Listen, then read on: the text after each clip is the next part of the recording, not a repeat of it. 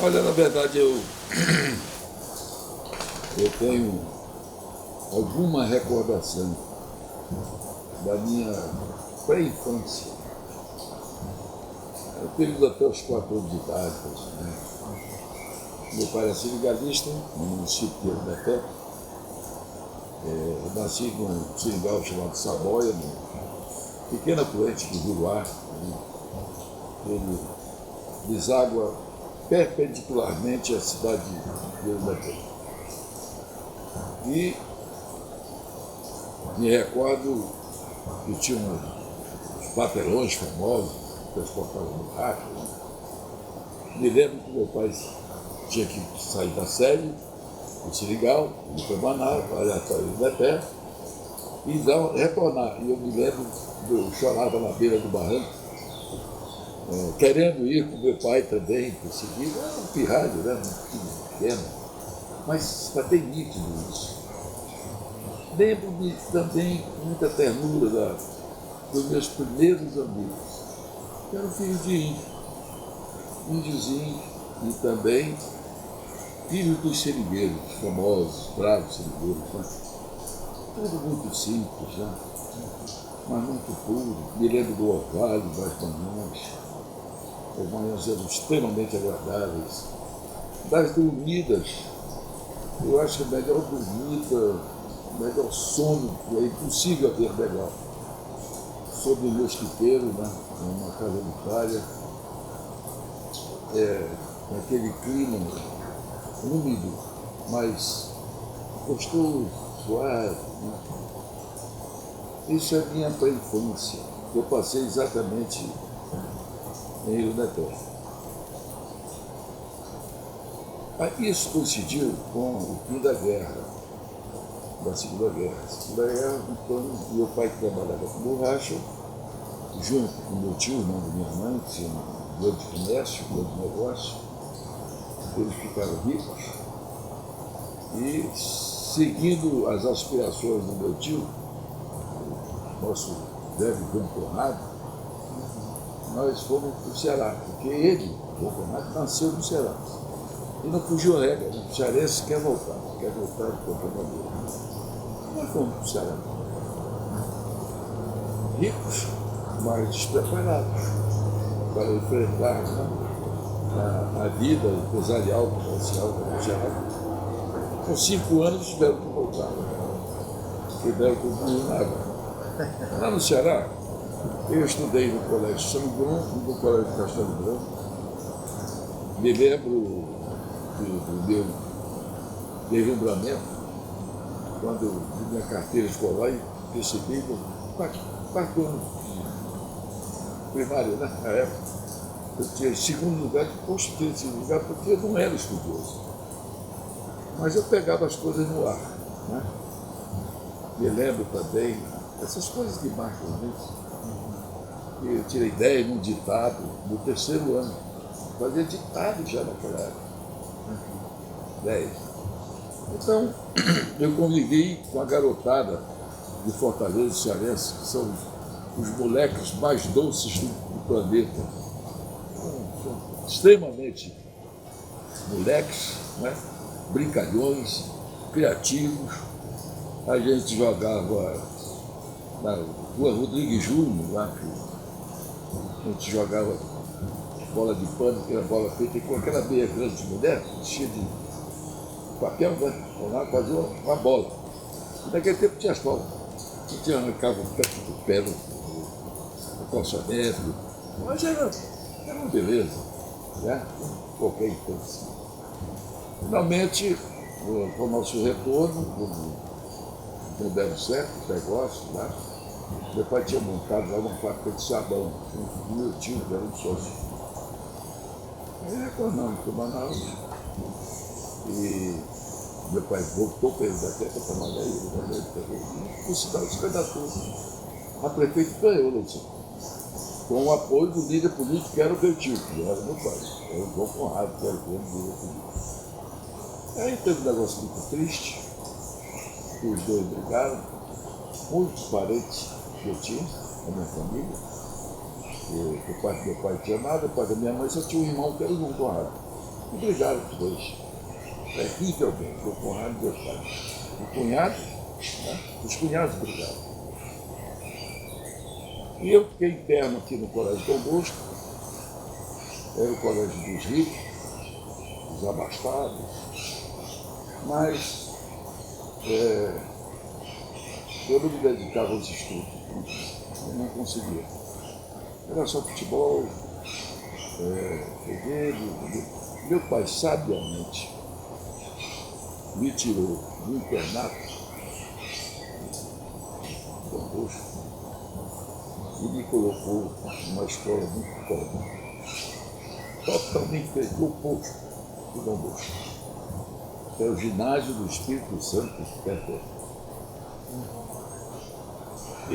Até hoje tem lá o prédio, uma arquitetura normanda, né? Bonito o prédio, tijolo aparente, muito bonito o prédio, mas muito pobre. E meus colegas de internato, lá, de seminário, que eu era o seminário menor, né? Muito pobres também.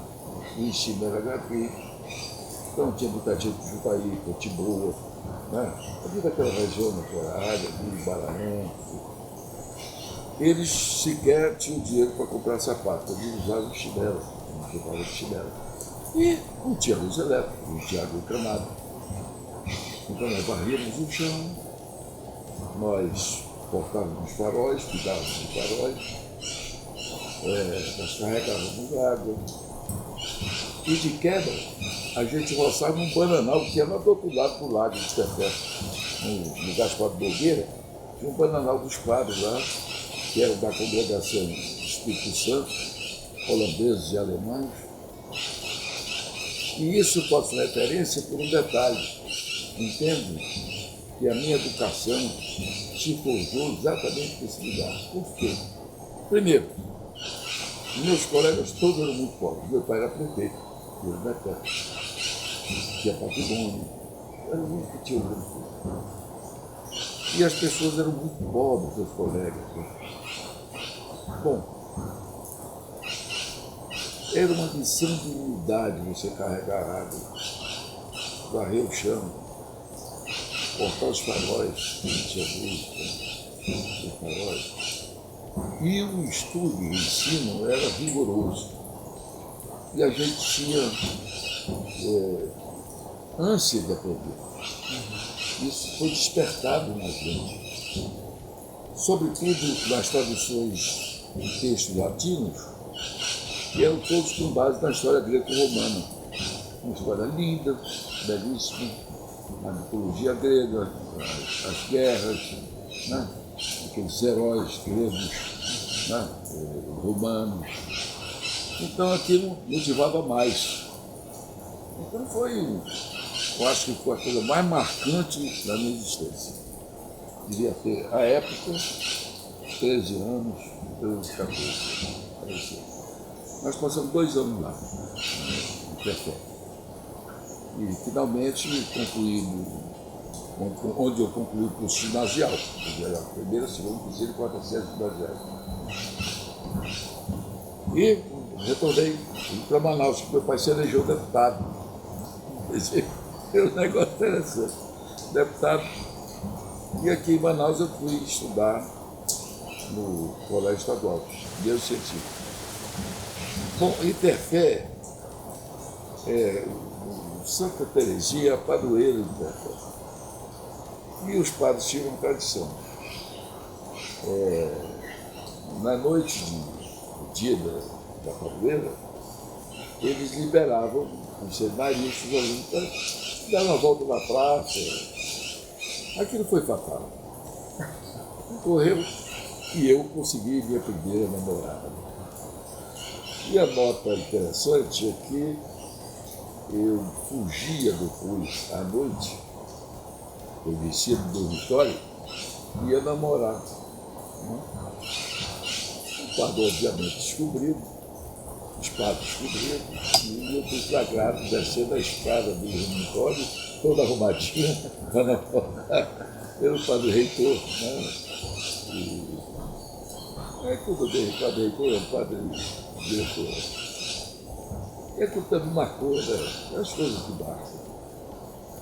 Finalmente, como eu disse, retornamos a Manaus para estudar no estadual. E quando eu fui expulso do colégio estadual, fui transferido, deram transferência obrigatória. Porque o Plínio Coelho, que era governador, mandou dar transferência obrigatória para o presidente e o vice-presidente do diretório estudantil, de forma injusta. Né? E isso em razões políticas tupiniquins locais, provincianos. Naquele tempo era assim, não era muito provinciano. E nós nos revoltamos, alguns alunos, daquele dizer. E provocamos uma greve. Eu fui um dos líderes da greve. E paguei caro por isso.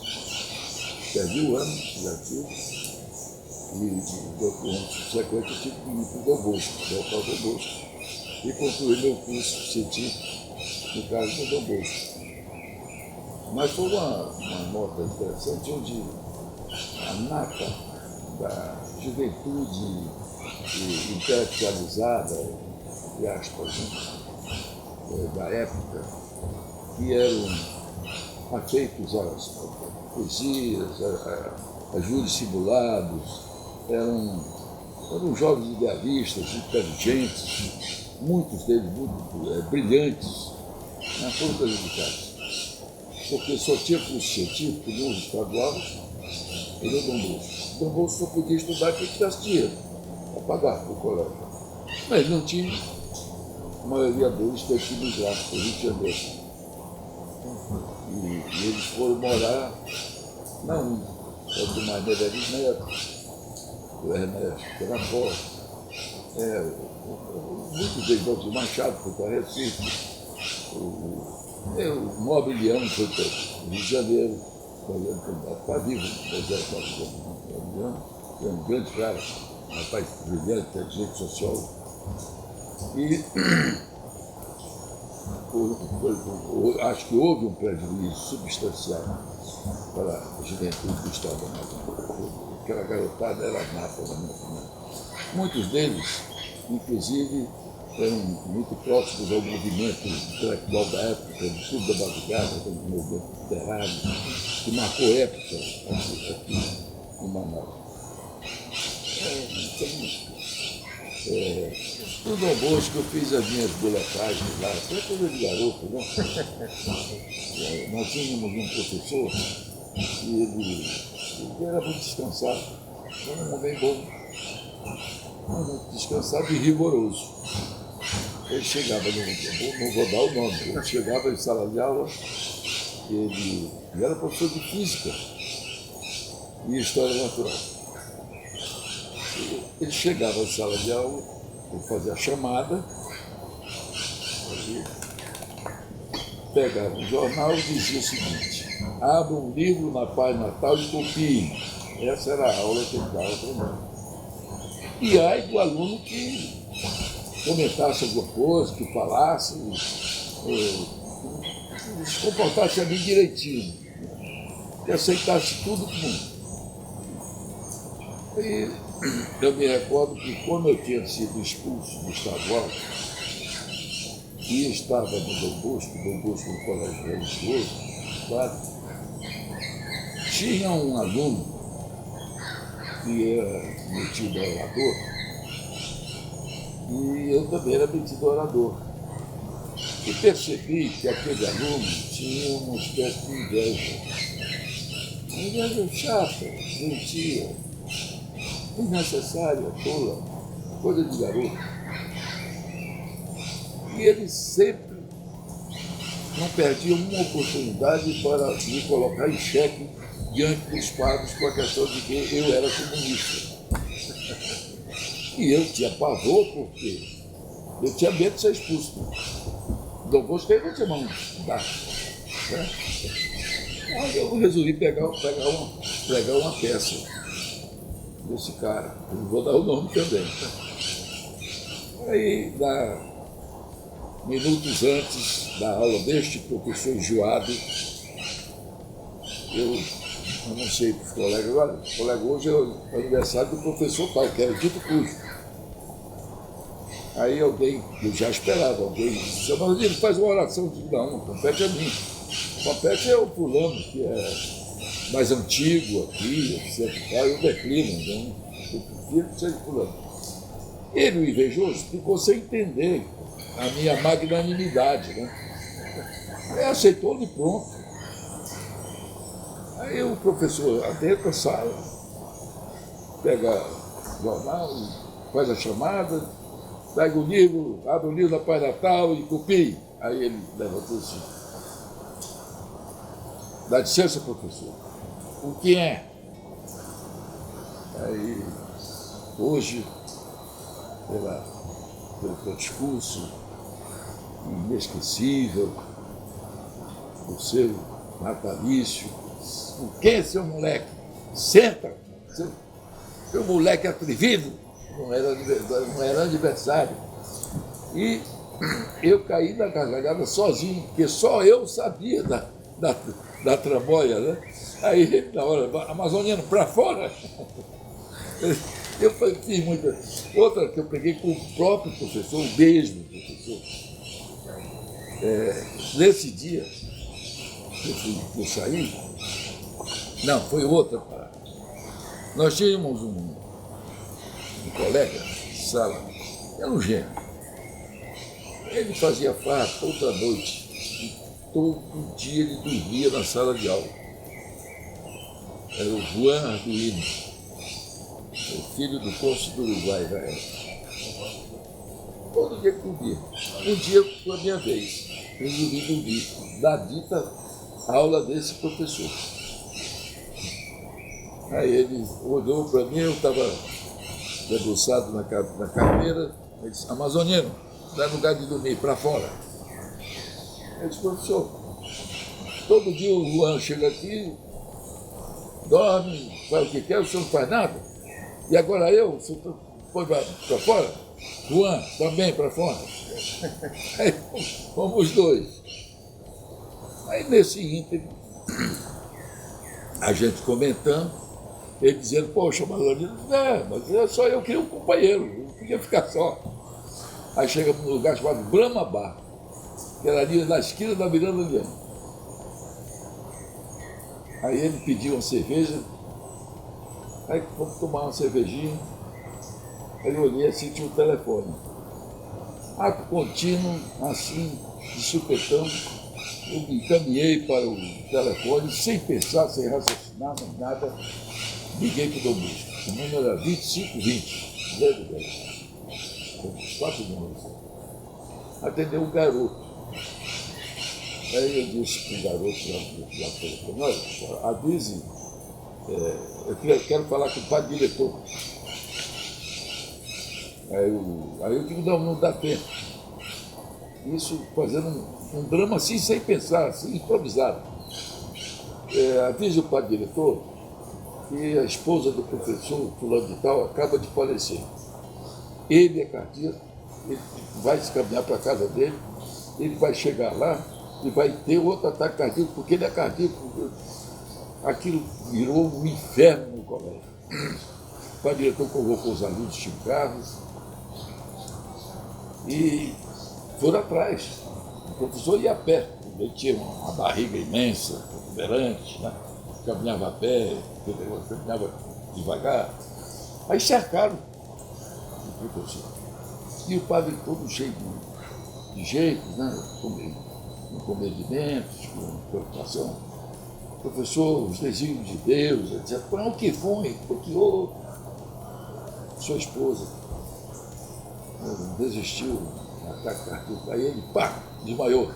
Aí chegou em casa desmaiado, com a vez do pessoal da casa dele também desmaiado. E a mulher dele estava saudável, dando aula lá em São Raimundo, absolutamente tranquilo. Pegou mal com o padre doutor, foi uma irresponsabilidade desmedida minha, como moleque, como garoto, e esse professor ficou com a pulga atrás da orelha. Eles se encontraram muito mais tarde. A gente caminhava muito ali na do Aviveiro, sobretudo à tarde, né? E ele sempre estava lá. Ele olhava para mim e dizia: algo me diz que foi você o autor daquela grande patifaria. É normal como qualquer outro jovem, né? Aquele tempo era muito, extremamente romântico,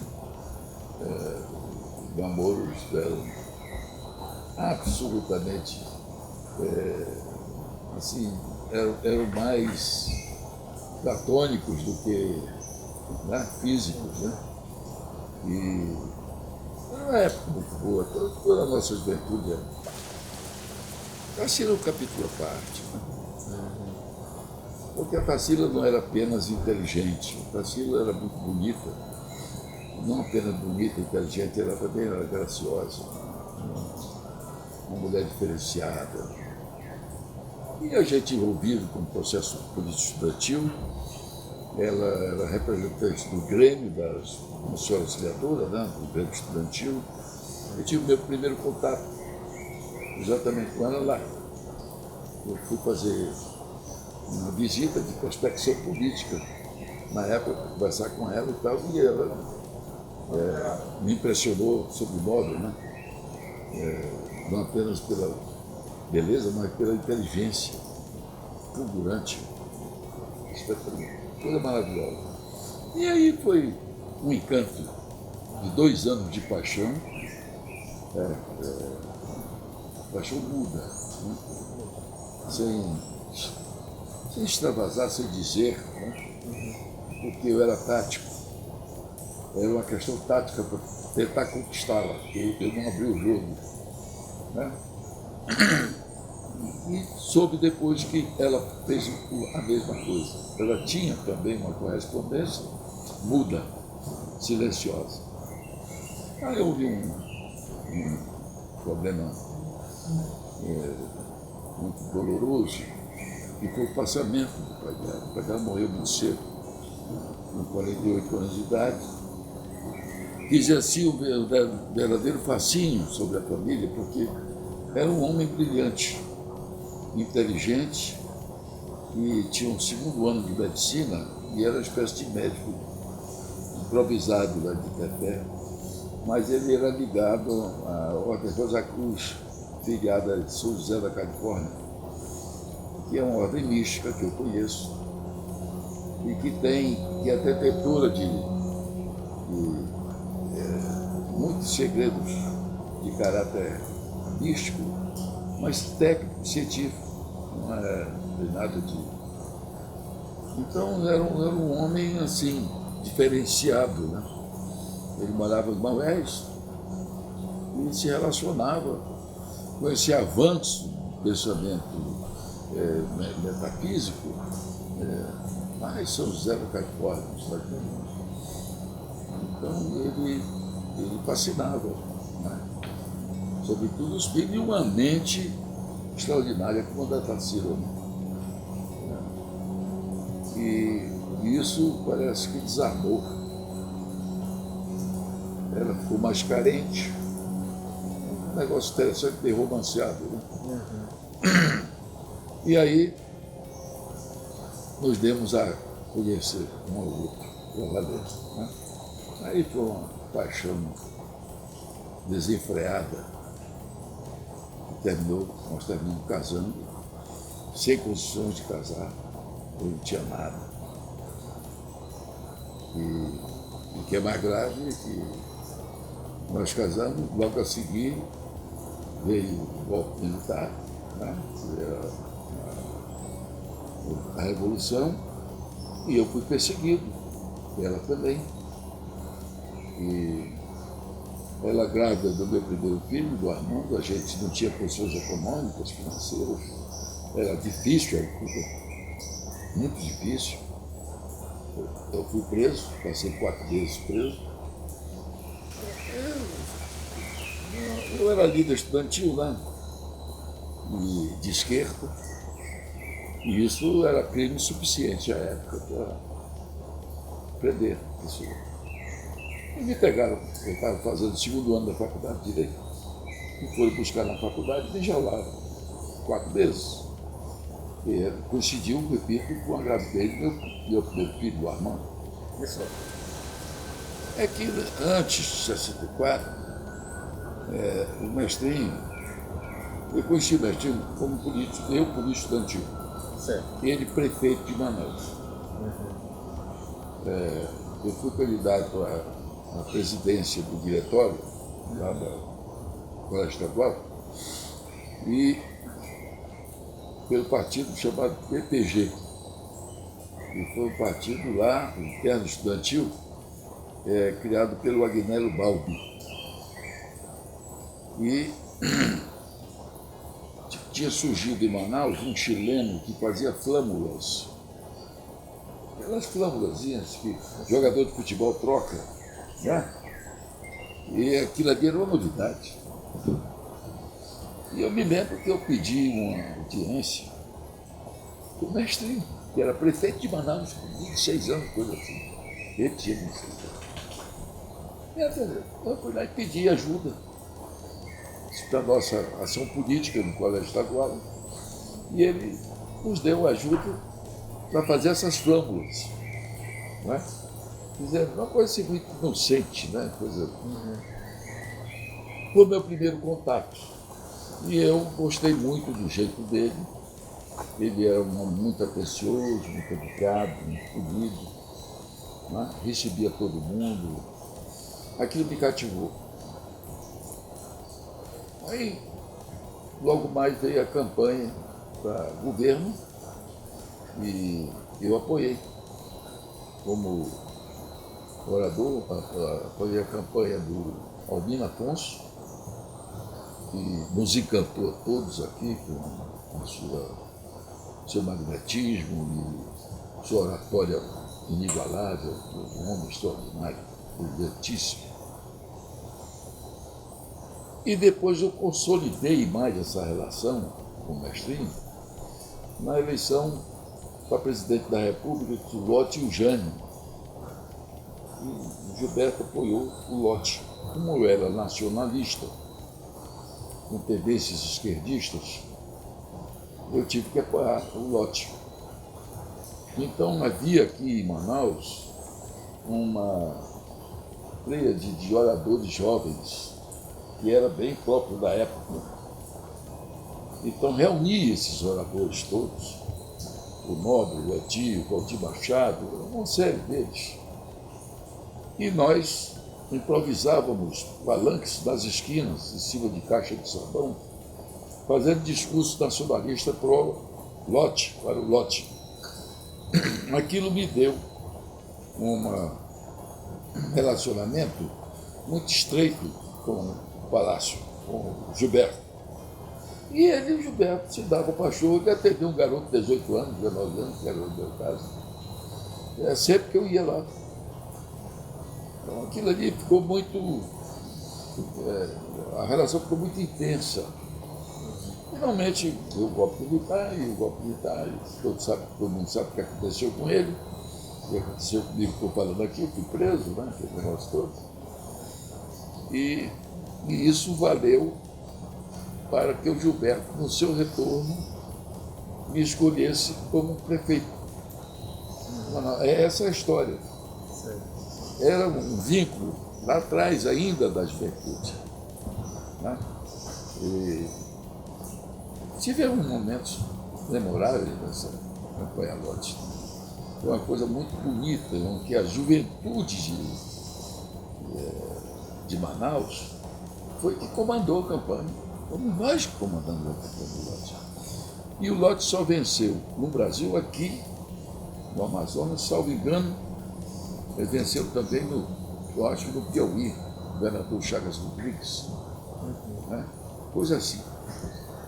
E estreitou bastante a relação com o mim e Gilberto.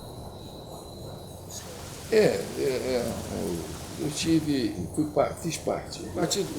Havia na época havia uma verdadeira proliferação ideológica.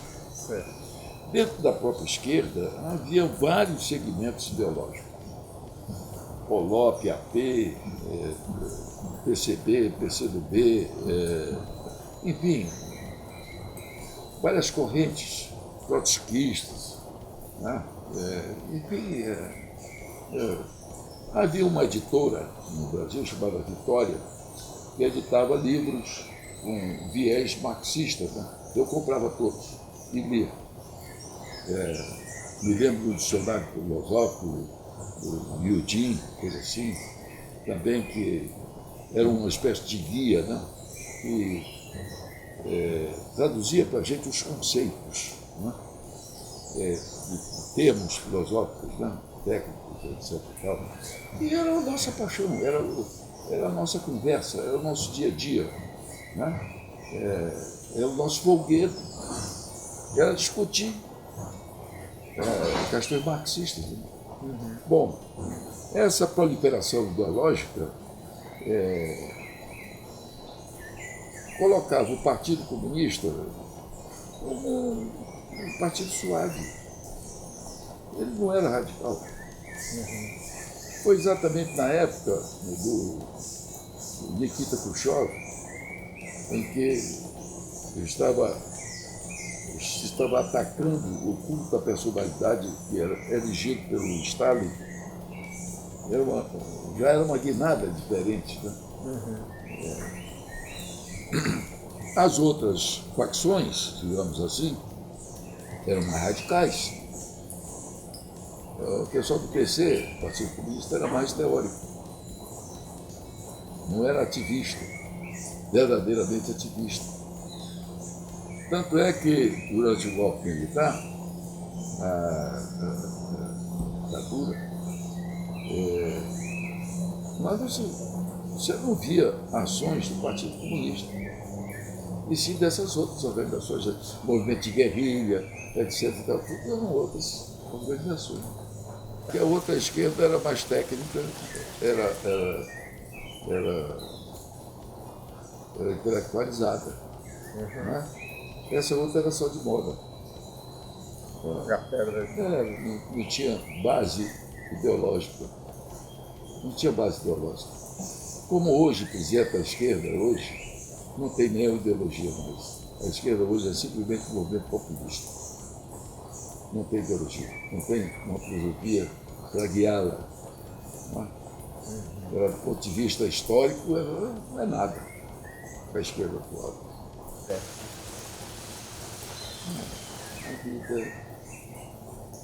A vida é um mistério, um enorme mistério. A começar quando você tenta compreendê-la, tenta entender a razão de ser, por que ela existe. E uma coisa, você tem vários prismas, né, para analisar isso.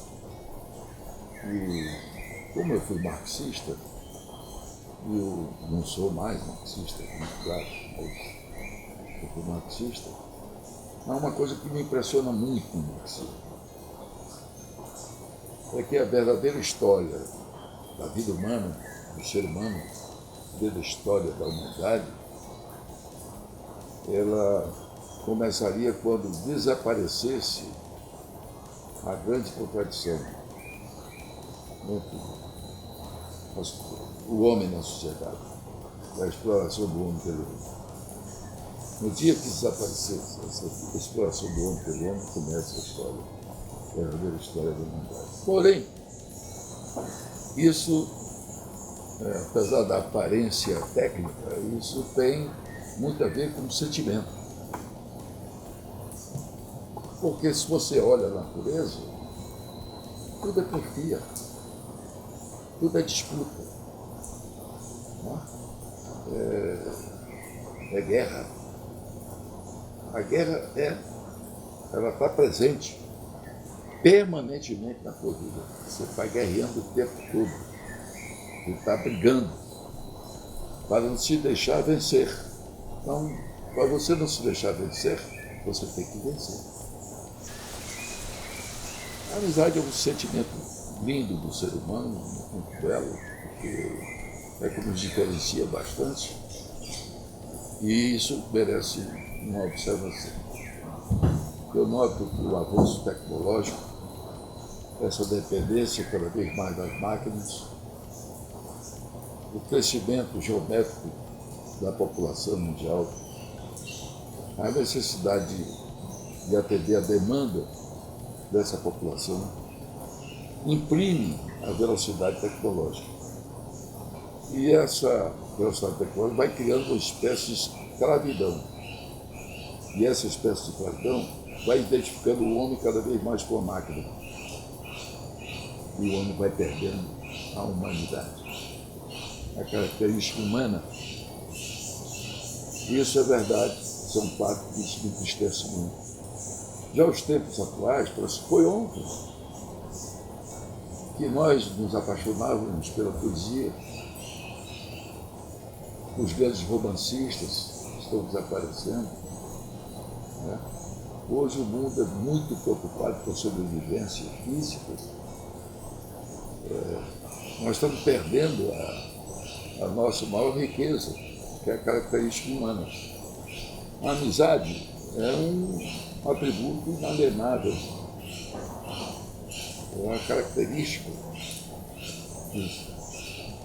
do sentimento humano, próprio do ser humano. A morte é uma necessidade. A morte é uma necessidade. O grande problema da morte é que ela é imprevisível. Mas a morte é uma inexorabilidade necessária. É muito importante. Eu repito, o único problema que eu vejo na morte é a incerteza. Você faz planos porque é teimoso. Você faz planos porque é natural do ser humano fazer planos. Mas a morte pode interromper teu plano sem aviso, teus planos sem aviso. A morte também é um anúncio de que você não é nada. Né? E não adianta também você exagerar nos bens materiais, porque tudo é finito. Né? Porque vale muito mais você dividir do que ter. É mais importante dividir do que ter. Eu acho que isso também é um ensinamento subliminar da morte. Na minha opinião, um grande homem. Um homem inteligentíssimo, brilhante, com enorme espírito público. E me lembro como esse homem foi injustiçado. Porque as maledicências provincianas criavam em torno dele. Eu convivi pessoalmente com ele. E vi o quanto ele zelava pelo bem público, pela causa pública, a preocupação dele. O Gilberto Mestinho era um governante que, muito antes desse país irresponsável pensar em responsabilidade fiscal, ele era absolutamente apaixonado pela responsabilidade fiscal, pelo equilíbrio das contas públicas, entre receita e despesa. Ele sempre cuidou disso de forma magistral. Um homem, a exemplo dos demais, né, envolvidos no processo de comunicação da época, era bem próprio da época, criou uma hegemonia aqui em Manaus, né, ele reinou aqui no setor jornalístico, dentro dos parâmetros, né, convencionais do jornalismo da época. Ele foi um dos vitoriosos do setor. Um rapaz inteligente, muito operoso, muito trabalhador, de certa forma chega a ser brilhante, mas como todos nós, onde eu me incluo também, com seus defeitos, né, naturais, que eu me proponho a me silenciar, mas eu acho que tem mais virtude do que defeito. Um rapaz inteligente, diferente, extremamente diferente, características próprias, né? Um homem, ao que tudo parece, desapegado dos bens materiais. Então, ele cabe bem dentro daqueles conceitos antigos da vida da União Soviética. O cara não calça 2 pares de sapato, calça só um. Então ele não precisa ter mais de um par de sapato. Né? As mudas de roupas necessárias, assim, vamos desapegar dos bens materiais, e um formulador político, não ideológico, não é político. Figura interessante. Olha, o Egberto é uma espécie de cidadão, né?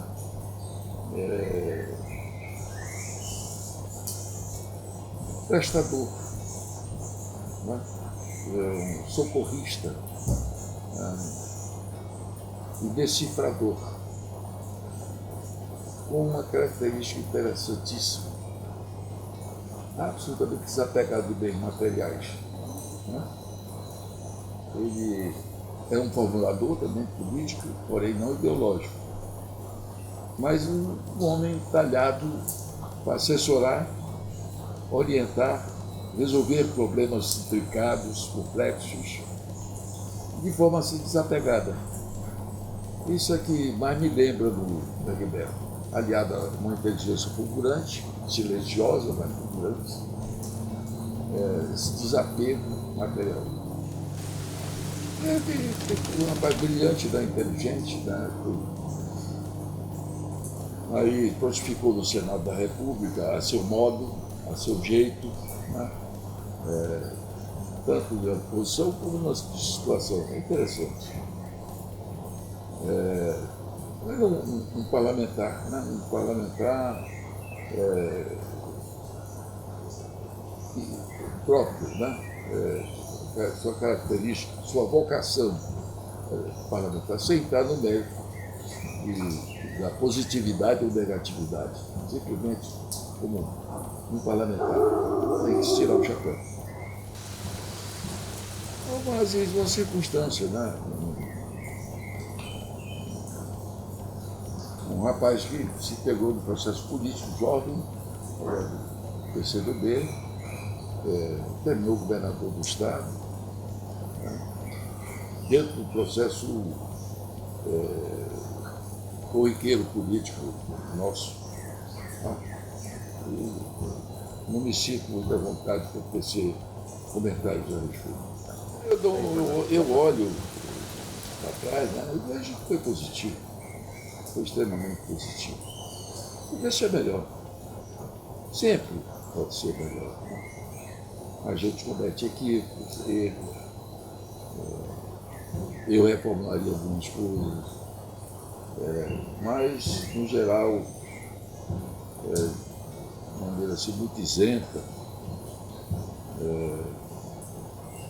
com absoluta tranquilidade, eu gosto do que eu fiz. Eu acho que foi bom. A falta de cultura das pessoas, a falta de cultura da imprensa, das pessoas de Moçambique, que é para o Brasil inteiro, natural. O nosso problema é cultural. Não estou mais do que convencido. A cultura. A desinformação, a incapacidade de processar dados, né?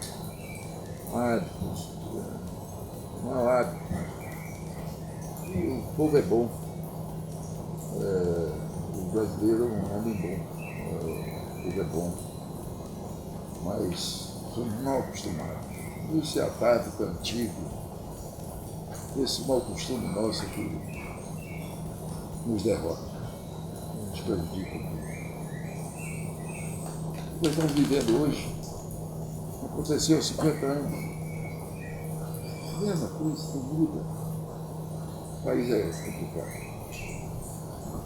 Eu não posso dizer que é o povo, posso dizer que é a falta de cultura do povo. O povo é bom. A falta de cultura, essa irresponsabilidade educacional brasileira que é o problema.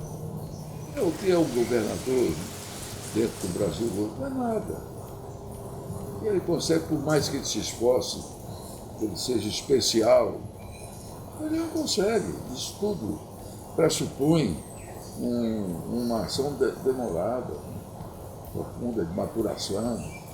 E você começa um trabalho, aquele trabalho já é modificado no próximo mandato, etc. Não há um segmento, não há programação, não há planejamento nesse país, não existe planejamento, não há em lugar nenhum. Então, o que é que pode. É isso mesmo. São coisas estranhas. Ou esse ou aquele governador foi uma coisa maravilhosa, e pronto, e ali para. Quando ela não retrocede, né? Então isso ocorre.